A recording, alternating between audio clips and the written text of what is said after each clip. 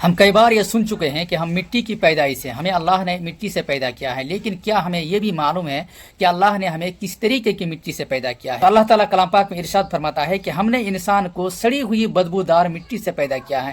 تو وہ سڑی ہوئی مٹی کون سی ہے؟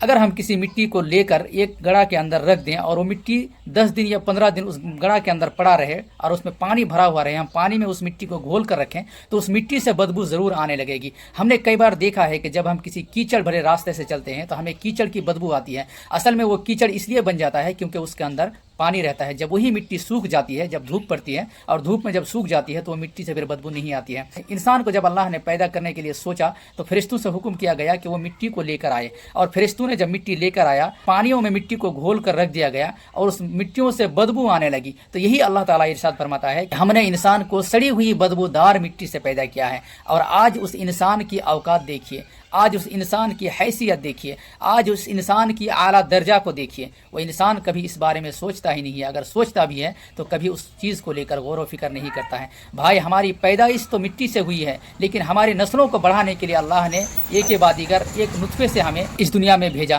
تو اصل جو ہماری پیدائش ہے وہ سڑی ہوئی بدبودار مٹی ہے۔ اپنی پیدائش کو کبھی بھی انسان کو بھولنا نہیں چاہیے، اور اپنی رب کی اس پیدائش کو یاد کرنا چاہیے کہ ہم کہاں سے آئے ہیں اور کس طریقے سے ہمیں پیدا کیا گیا ہے۔